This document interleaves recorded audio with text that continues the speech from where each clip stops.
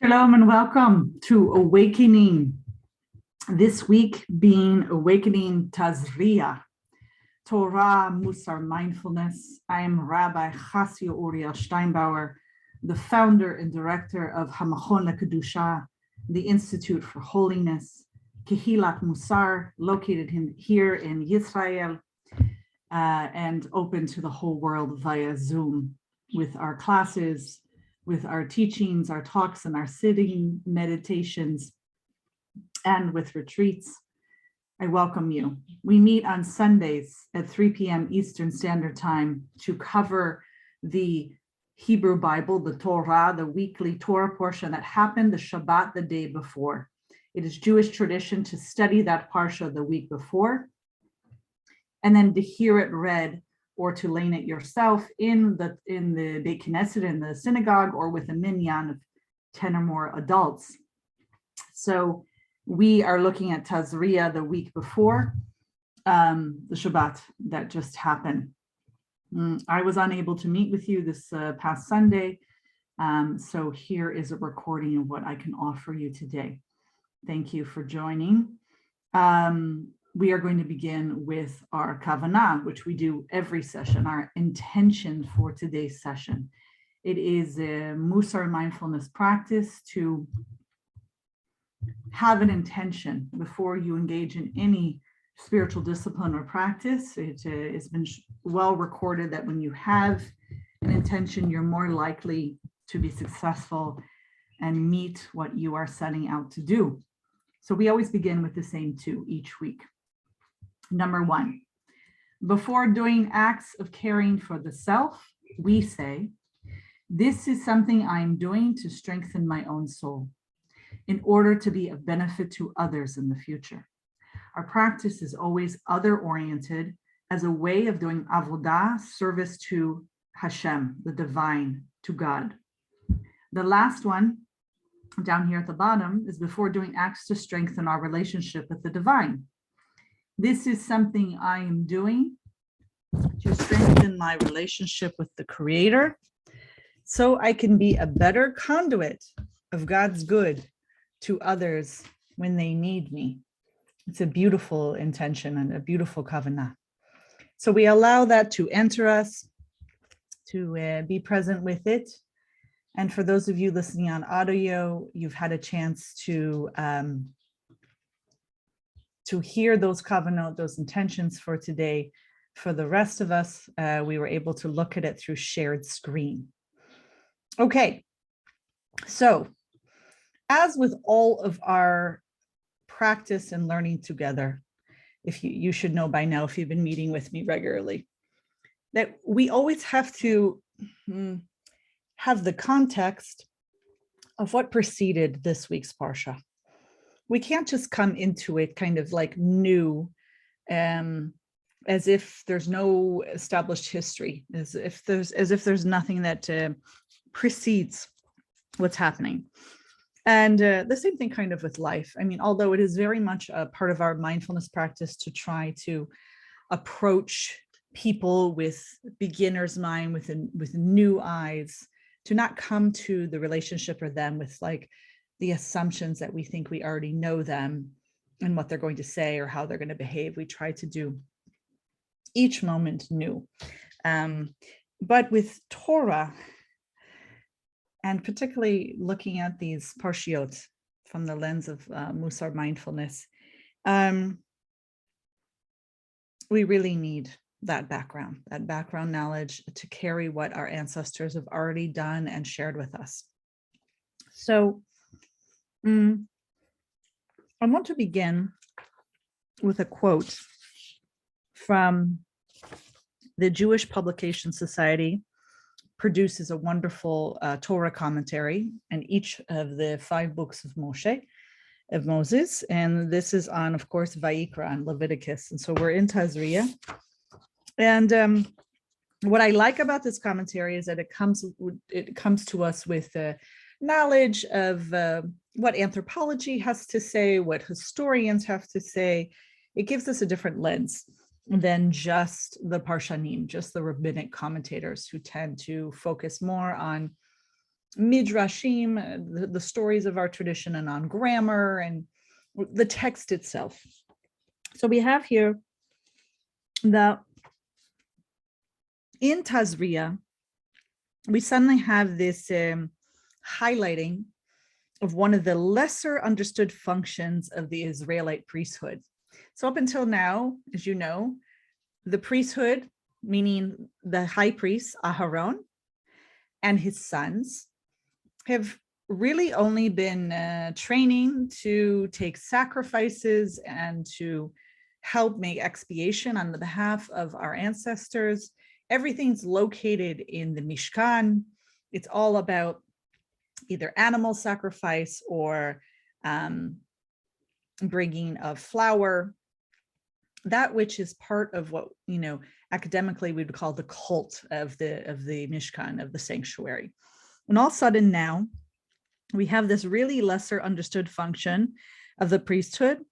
And it's this role goes way beyond officiating in the cult or attending to the administration of the sanctuary, which is what it's been limited to up until now. So all of a sudden we're reading on chapter 14, Pasuk 11, Yud Aleph, that we read about the Kohen HaMetaher, the priest who purifies, the purificatory priest, if I'm saying that correctly. This is the priest who regularly dealt with visible, sometimes contagious illnesses. They would go out of the sanctuary, because which we'll touch upon in a minute, to look at the illness, whatever it was, or the skin disorder, or whatever might have been going on. In this case, the saharat and the skin disorder or illness. And the priest seems to combine medical and ritual procedures. But what for? It's safeguarding the purity of the sanctuary and of the Israelite community, okay, which are considered threatened by the incidence of these diseases. And so he would instruct our ancestors, in this case it was Aharon or one of his, would instruct what to do. And he was responsible for kind of enforcing the prescribed procedures. This is, if you're gonna really do a close reading of the Torah, which we are doing together, I don't want to call it outrageous, but this is so new. It's as if we've gone into another world. Think about it. If you come in with this history, there's not much of a concept of purity and impurity, which is tahor and tameh.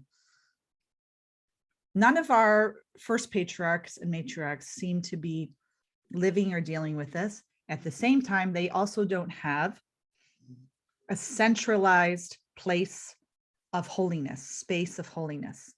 They're basically in the land, which in and of itself is holy, but there's no prescribed one location like the Mishkan, which is considered in some ways the Holy of Holies, right? And has the Holy of Holies in it, where suddenly the glory of God will reside either in community or make God's presence known in the Mishkan. And suddenly there's this hyper vigilance and hyper awareness and hyper concern for the concept of purity in that space. And even that is new. When we had people bringing gifts to build the Mishkan, there was no concern of purity. There was no concern if those objects had touched a dead person or been around one, or a dead animal, or, a woman in Nida in her menstrual cycle had touched it, or a woman who had just given birth who may be still bleeding. None of that was discussed or even around. And even when they were building it, the same thing, there was no concern that Betzalel, who oversaw the whole building of the Mishkan, that he was pure. It starts to slowly infiltrate when we have these 7 days of isolation, which happened last week, starting with basically Vayikra and moving into Sav, and even addressing it in Shmini, where The priests are isolated for 7 days. Why are they isolated? This is the first time of isolation, of quarantine, even for a good reason, where they're isolated because they're having this anointed oil put on them, which suddenly has the concern that they are pure. They're in this space, this holiness space, that is suddenly going to be concerned about purity. But even then, we don't see it applied to everyone. We don't hear it applied to the population. We only hear of concern that the anointing oils on the head of Aharon and his sons, they can't touch the 2 dead sons, Nadav and Avihu. So we suddenly see for the first time a concern about touching a dead body when you have the anointed oil on the head. They can't leave the sanctuary because of it, or they won't be able to preside in the offerings. So someone who somehow comes in contact with this dead body won't be able to officiate. But it's never listed as a concern of tahor and tameh, of pure and impure. Then all of a sudden, I swear, I'm totally blown away by this. The more I study this very closely, the more I'm like, whoa, like something totally, it feels like something totally new. And obviously, I don't think that can be the case in the sense that, I just feel like we're missing a certain trajectory from our history and our ancestors that showed that this was a living way of being before the Mishkan, and even now. And if it's not, then this is radical. This is radical in the sense that you suddenly have the Kohanim taking authorization and power. Of course, in the Torah, it's sanctioned by God, but suddenly you have this group of people, the Leviim and the Kohanim, who are claiming and building this whole new way of being, all they say commanded by God, which shows in the Torah, of a huge concern for purity and impurity. And this is how life is now going to be oriented in the Mishkan and even in the community. And I receive it and experience it as a bit shocking. And so I have to work around my practice around it. And so let's move into what it is. What's this kind of new way of life? So obviously in our Torah portion, for instance,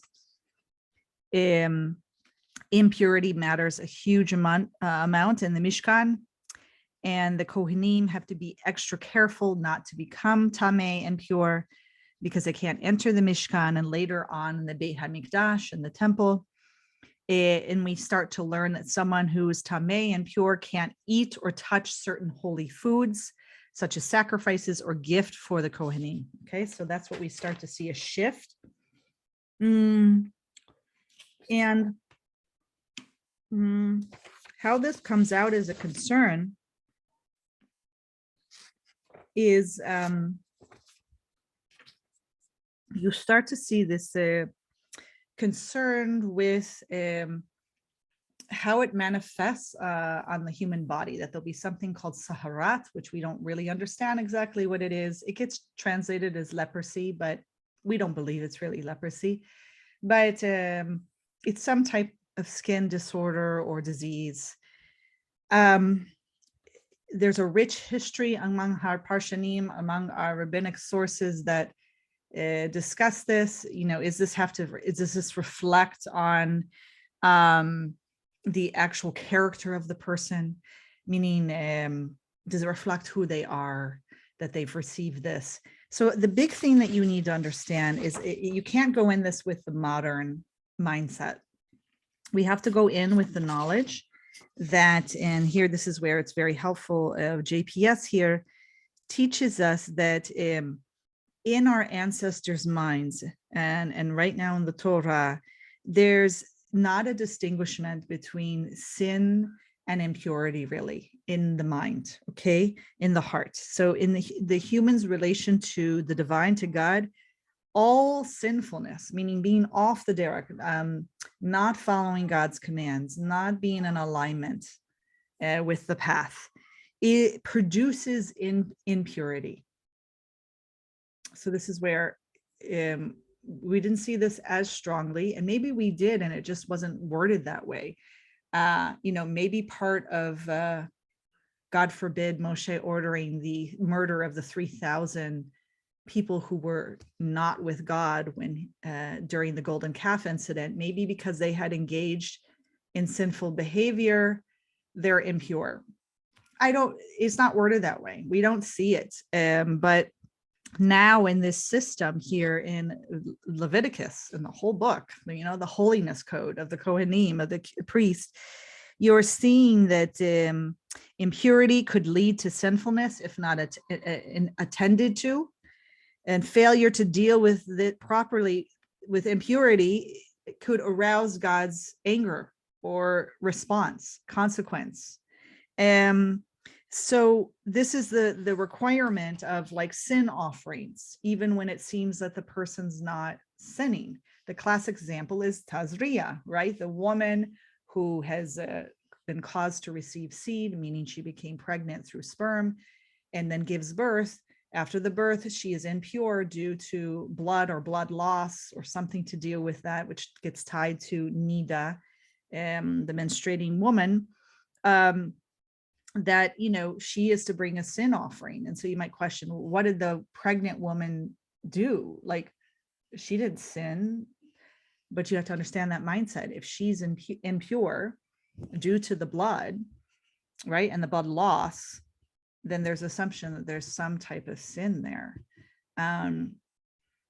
We don't know what it is. We don't even know what it would have been in their hearts and minds. There's just a concern that lest there be a sin because of the impurity involved.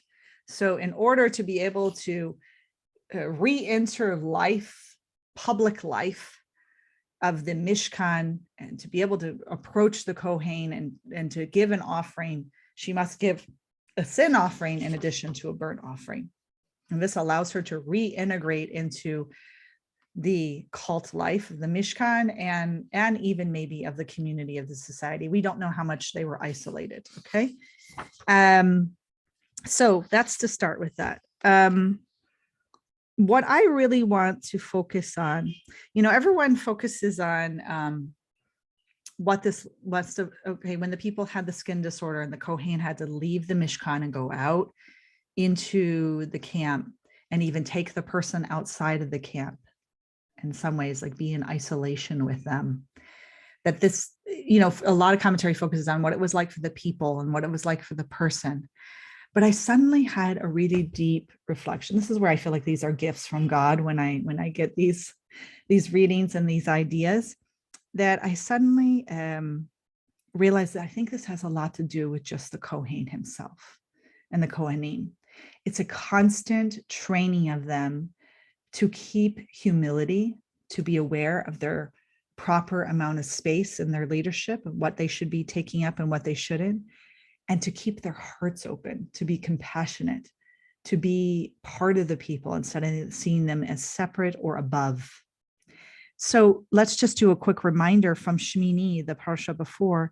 We had the death of 4 Aharon's sons, labeled as sanctification of God, of glorying of God, glorying at that. We had unwise speech and judgment by Moshe towards his brother, and silence on the response of Aharon until later, when we have Aharon's interpretation of the law, where he actually decides to not follow the law as it stands, but to reinterpret it for that acute moment where he's in mourning. He's not supposed to be in mourning as the high priest, but he's decides not to take part in the sin offering. And then you have Moshe's silence. So I want to go back even to Sav, where we learned that the Kohen, the Parsha 2 weeks ago, right? To Shemini and then Sav, where we were taught that the Kohen has to collect the dirty ash. It's nasty, to be honest with you, that's left over from burning the animal sacrifices. And every morning he must change out of his beautiful white linens and collect this ash and bring it outside the camp. Why? What does this do as a spiritual practice?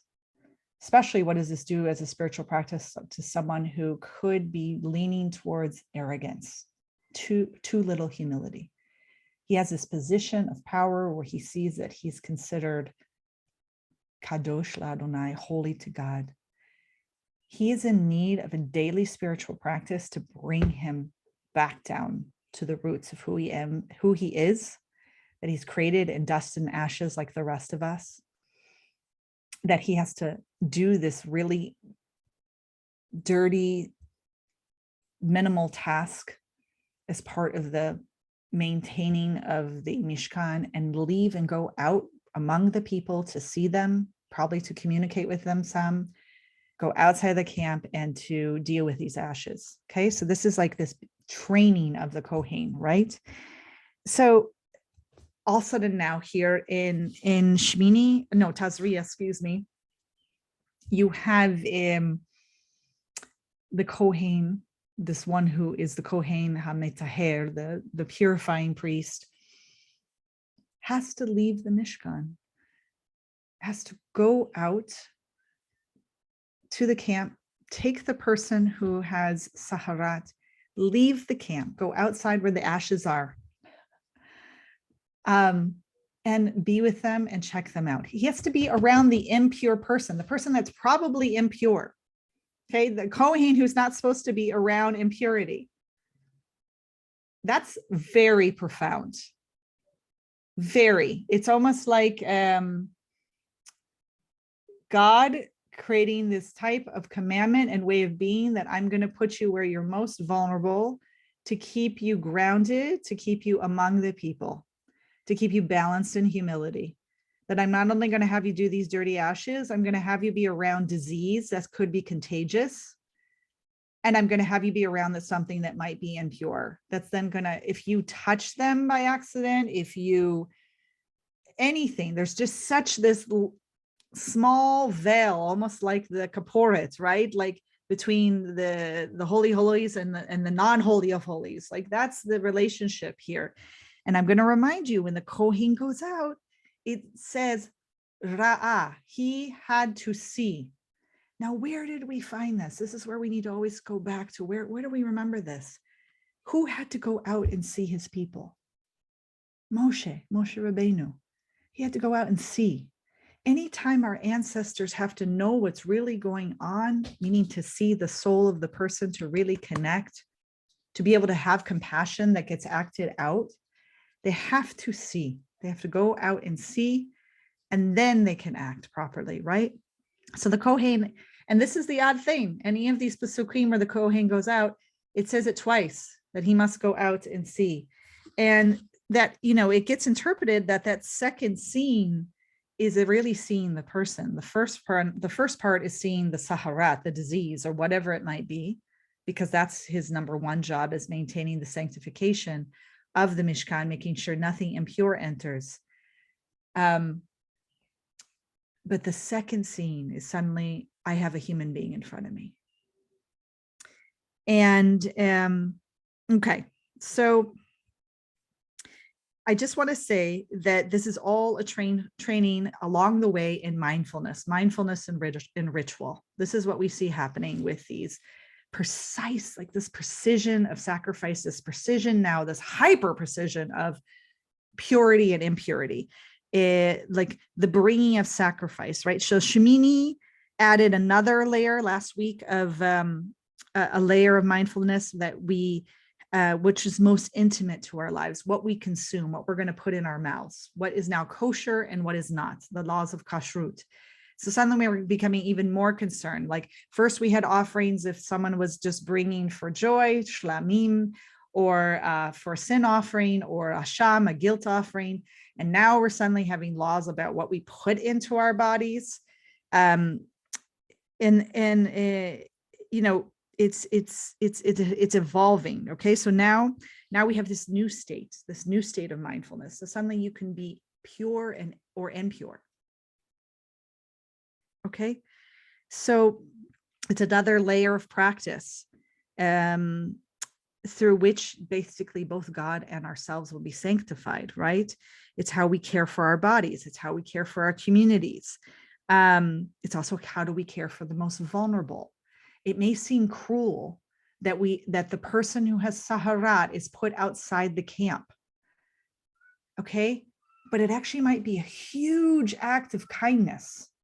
Why do I say that? Because if you're dealing with nastiness of like sores and who knows what else, you might want to be alone. You don't want to be looked at. You don't want to be talked about. It might have this like, and you know where we even get a glimpse of this actually, if I can recall where I saw it, let me find the source for you, is actually early on, actually later, in Kings 2, in Malachim Bet, in chapter 15, Pasuk 5, we actually have a Judean king, one of our kings, our ancestors, who was actually afflicted with acute saharat, this skin disorder. And he remained all his life in a place called Beit HaChofshit. It gets translated as a house of quarantine. But Chofshit means free, freedom, the free house. And so there's something there, all right? It's something like, it doesn't always have to be negative when someone has to go out. Think about even, God forbid, with Corona. We isolated people. We had our relatives stay in one room. We brought food to them. They were not to be among us sometimes. So here, the person goes out, they're waiting, they're checking it out. And so it's in some ways, there are some societies, I have to tell you, when we study ancient Middle Eastern societies, where someone had the saharat, there were societies that would have murdered the person. They just would have isolated them completely. They would have just put them outside the camp and said, you're not welcome back in. You can't even like communicate with us or be a part of us.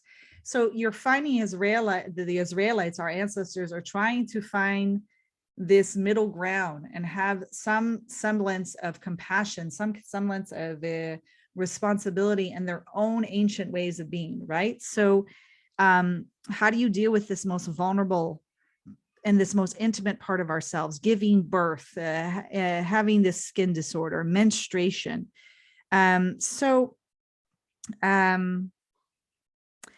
Like, and again, if I bring up the isolation, the quarantine of Aharon and his sons before the inauguration, you know, there's something else there. Sometimes people may need or want to be alone to heal, to not have the pressures of everyone around them, especially if you're dealing with a society that's so hyper vigilant about impurity now. It would be very hard to live among everyone. So then, of course, you could question, well, maybe they shouldn't have had such strict way of being, this hyper, vigilance of impurity, but that is the way things are unfolding in Vayikra, and the way of the life of our ancestors. Just remember that mitzvot, commandments, are always a spiritual practice. They fulfill an educational and a disciplinary role in our tradition and in relationship between the human and God. I just want to point out one little thing here, that the circumcision that suddenly is told will happen on the 8th day for the male son, it almost makes you question if this is some type of atonement for the deaths of Nadav and Avihu, who also died on the 8th day, came out of the inauguration, were serving, that suddenly circumcision is told that it overrides Shabbat, which, is the death penalty if you do anything that you're not supposed to do on Shabbat. Is this circumcision overrides it, just like Aharon overrode the law of eating the sin offering. So you're finding some interesting stretching and interpretation of the law, almost like a figuring out. So the thing that we want to keep in mind is like, since in the mindset of our ancestors, this physical feedback of giving saharat on the body might be feedback, and for them, mine, it probably was feedback on the person's actions, that this rash on the skin or that type of saharat growing on clothing or later on in Metzora in the home is a warning, is a sign from God that you're most likely sinning, that there's something off. And it's seen as an act of rachamim, of compassion, that God is giving you this little warning so that you can bring yourself back into alignment, in which obviously the person who is reintegrated after the acute Saharat either becomes chronic or leaves, that they are reintegrated through immersion and then an offering. So yeah, there's something really deep here that we won't understand completely, and we might even have really strong reactions to and against. We don't live this way. We don't live in the world of purity and impurity, for even of those of us who observe the Taharat Mishpacha, the family purity laws revolving around Nida, the menstruating woman. It's still not the same. She doesn't need to bring a sin offering and an olah, a burnt offering, and re-enter the Mishkan or the Beit Mikdash. It's very different. We don't have this hypervigilance around a sanctuary around us, which it makes you kind of wonder, if they didn't build the Mishkan, would this now whole way of being around impurity be the way of life for our ancestors, or would have been different? Obviously it's different for us, right? There is no Beit Mikdash. We were kidnapped and sent out throughout the whole world in the diaspora. We don't have this centralized space and place of holiness. So gone are those laws and ways of being. And also is gone the centralized presence of the glory of God. And so there's a deep relationship, like the hypervigilance of purity, because God is so close, and the less need for that, but the consequences, God is not so close, but God forbid I say this, we might not want that because of what it requires, which I'm not sure is so life affirming. We have to look at that and hold that. Okay, so I brought up that I really think this is a training in the Kohanim. Okay, and yeah, you see this neat connection also when we remember what the Kohen, when Aharon did with eating the sin offering or not, when his two sons were taken. And he decides to say that, we're not going to eat it, even though we're commanded to eat it. You find something similar going on here with the laws of Saharat, where, up until now, the Torah actually tells us later, this comes in Bamidbar, that someone is not allowed to cut their hair. The Kohanim are not. With a man with a beard, he's not supposed to shave it. That comes later in chapter 19 in Vayikra. The Kohanim are extra warned never to shave their beard with a razor. That comes in chapter 21. The Nazir and Nazirah are not allowed to cut their hair. That comes in Bamidbar 6. And so you have these laws that say you can't do this. But then, of course, when it comes to the laws of Saharat, they are commanded to do exactly that. They are to shave off all their hair with a razor. And the beard, except for the part of the disease. And so it's basically a privileging of the laws of Saharat. They see, in some ways it's showing you that there's a greater concern for Saharat and its disease, perhaps as a contagion, but probably more importantly that it can cause impurity if it is impure. That those trump, those are more important than the other laws. But it's very, it's important to see these connections and what's going on here. Okay, so what else do I want to share with you before we move into practice? Let's see here. So I already mentioned to you the Kohen has like expanding roles in the community and society. He's like now the teacher, and he's the police officer, and he's the judge. Those are my modern terms put on him, but that's essentially what he's doing. We're going to want to pay attention to this because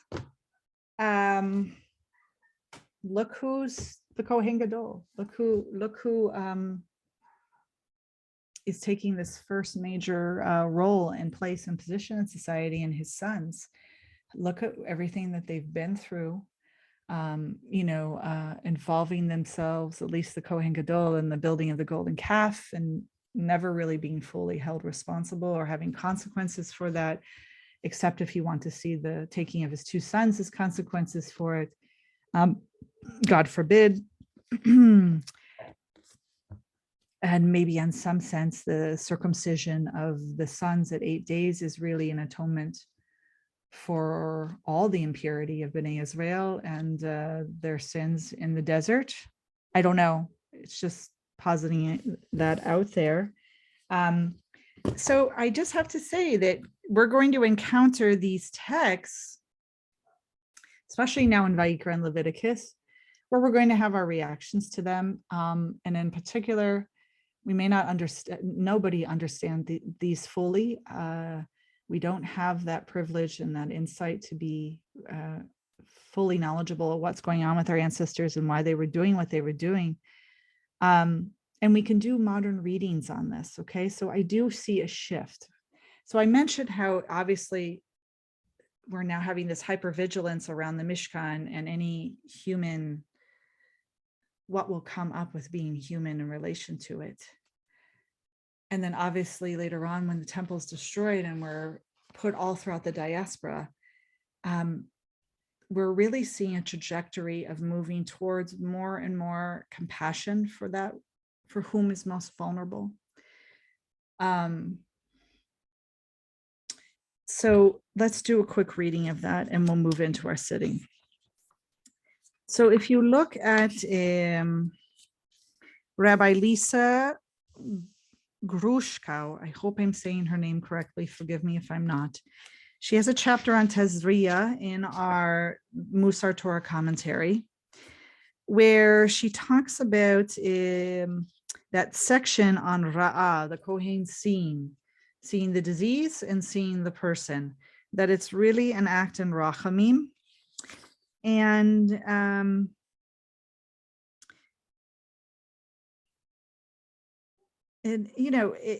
we could interpret that that's not the case, that there was just a concern for the sanctification of the sanctuary. But I think because it is listed twice, you're supposed to see something deeper in it. And if you recall, Aharon has always, even with Moshe, been compassionate and tried to have a concern for the other. So I don't think it should be any different now, even though we are getting very into technicality of how to keep the sanctuary pure. So what do I want to share with you here?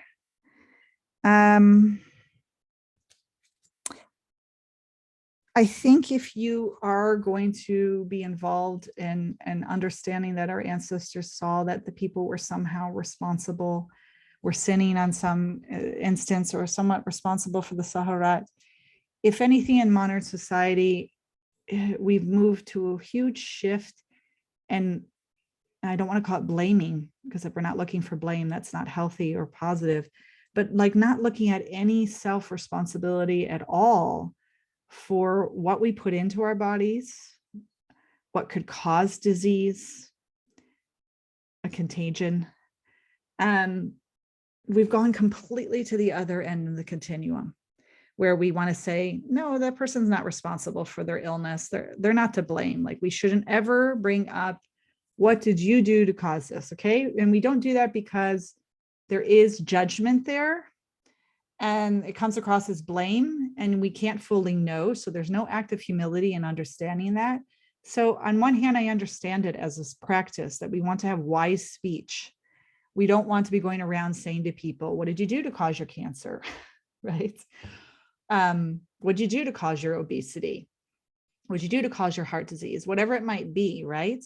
But for us today, we should be looking at ourselves. We need to bring that pendulum back to a healthy golden mean, that healthy middle through our Mussar mindfulness practice, where we're not going to just assume disease, impurity, sin are all one.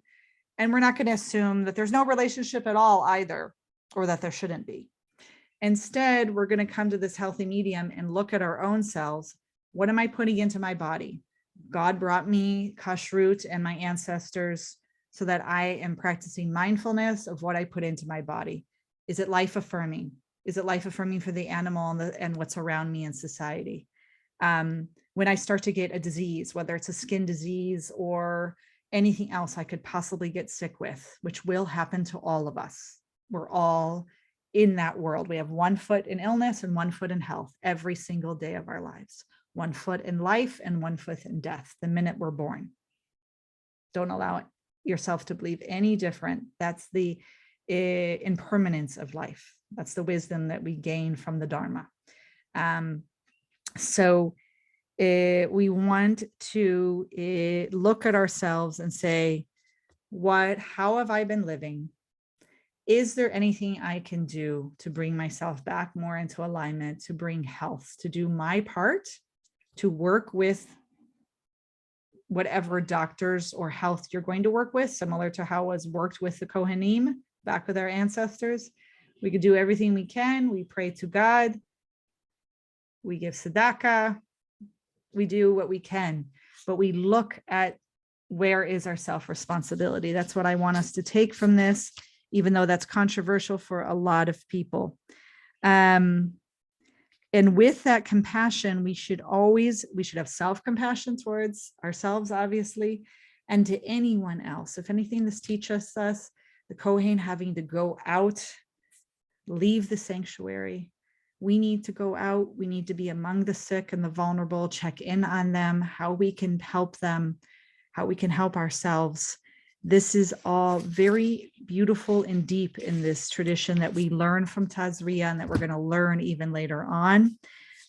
So I want us to keep all that in mind.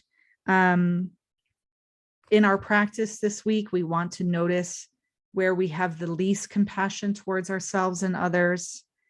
Are we trying to gain distance from them? Do we fear them or their disease or maybe their behavior that we think is behind it that might have caused it? We need to look at in our own cheshbon hanefesh, our accounting of the soul journal, to see what's going on with our words, thoughts, and deeds.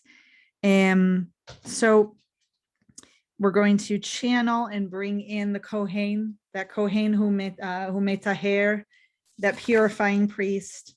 We're going to move into our seated meditation. If you can sit, if you can't, please stand, please lie down, do walking meditation, whatever you need. If you're someone like me who lives with chronic disease and chronic pain, who lives with a hidden disability, you need to take care of yourself. You need to practice this in a way that's healthy and balanced for you.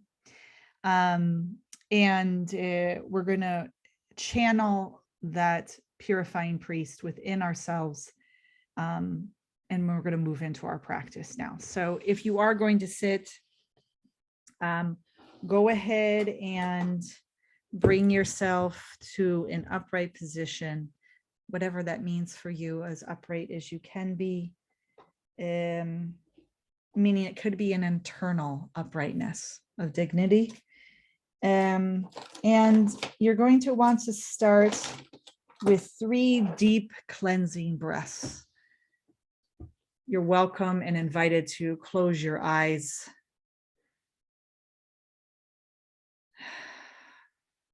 Allow the breath to fully enter.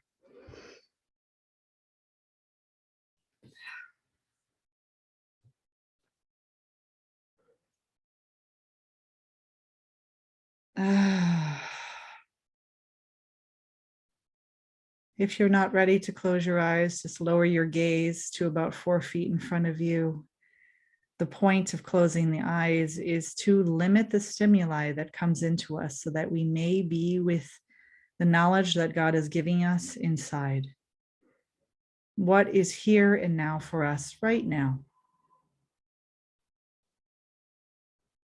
With each breath, as you allow it to settle and you allow yourself to settle and arrive, notice what is here for you right here and now. any strong sensations in your body calling for your compassion, your loving kindness, your attention. Allow yourself a deep inner bow to it, even naming it. Pain in the stomach, discomfort in the low back. I will visit you later. With the attention, the kavanah that we are going to be here now with my words, with our breath as our anchors. Noticing if there are any thoughts that are pulling your attention away from the present moment, something that you're planning for the future, perhaps reminiscing over something that happened in the past. See what is here for you right here and right now. And the same goes for any strong emotions that might be here, either a clinging, trying to attach yourself and holding on to something, some emotion or feeling, or maybe there's an aversion happening, trying to push away, either something you dislike, discomfort. See what is here for you. All with non-judgmentalness. If we're going to define mindfulness as being present, being fully present in the here and now with non-judgmentalness. And I love to bring a smile to it and even a deep curiosity. This gift of life, what is here? What is now? What does God want me to be awake to? We call this the beginner's mind. That is the orientation of our practice.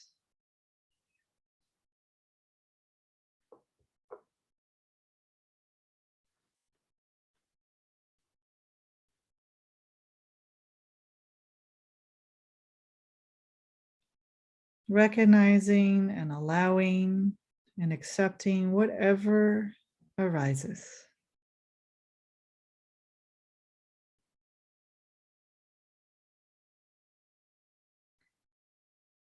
It is no mistake in the Jewish tradition that we are reading Tazria and the like in Vayikra and Leviticus as we head towards Pesach, towards Passover, where we as a community and in our individual homes are doing our own purification, our own ridding of our houses, our homes, our spaces and places of holiness, ridding them of impurity that we call chametz, leavened products and materials. Slowly purifying our own mishkan, our own sanctuary. We do this with our bodies as well. We will stop eating chametz, consuming that heavy leavened food.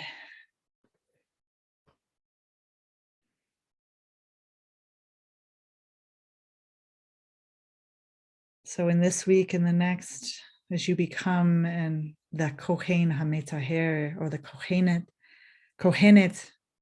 HaMetaheret, the priest who is purifying, the purifying priest, as you channel that, go ahead and channel with two forms of Ra'ah, of Ra'ata, she or he that sees the chametz and rids it, sees the impurity, labels it with compassion, brings it to the Beit HaChofshit, that freedom house, quarantines it, says that it's not appropriate right here and right now in my space, my sanctification, my mishkan.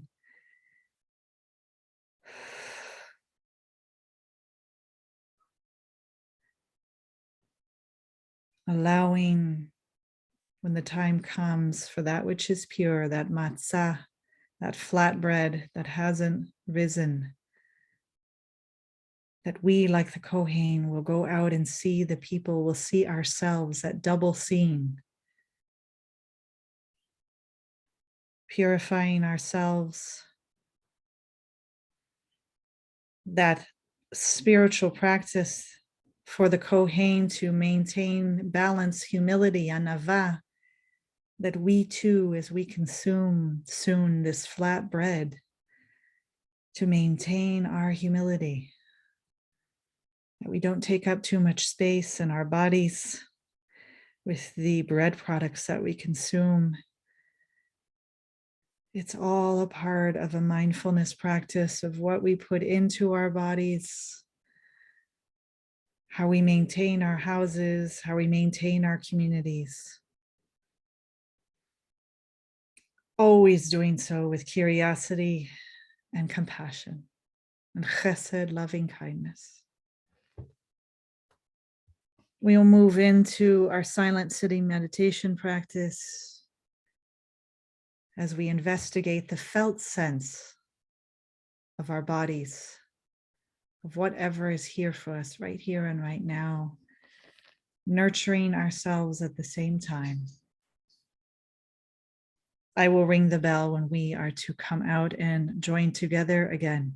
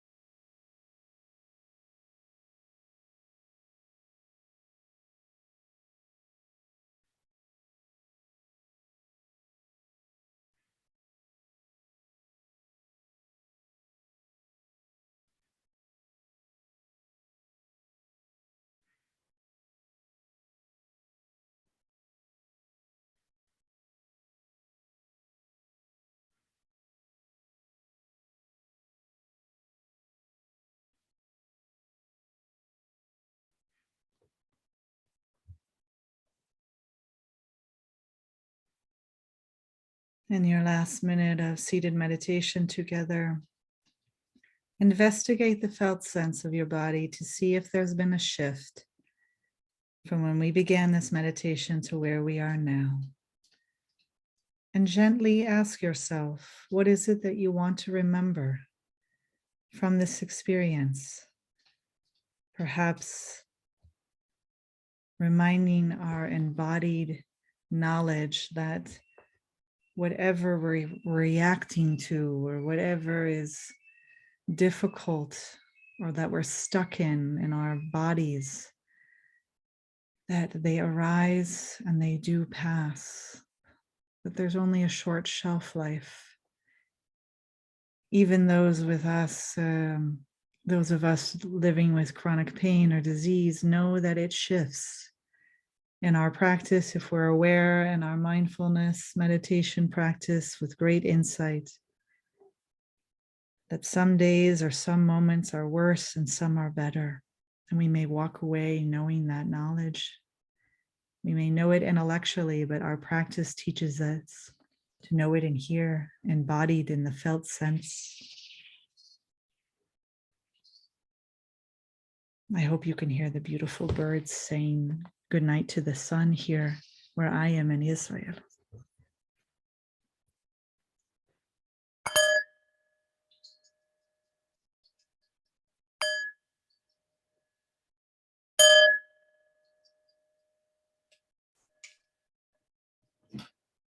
Gently and slowly allowing your eyes to open if they were closed, or bringing your gaze back up to this shared screen space, our own sense, our own mishkan, our own sanctuary of holiness in space and even holiness in time.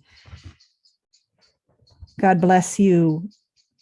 Thank you for your practice. Thank you for dedicating this time to taking refuge in community, taking refuge in the practice of Mussar Mindfulness and the Dharma, and taking refuge in our time together with our teachers and our ancestors.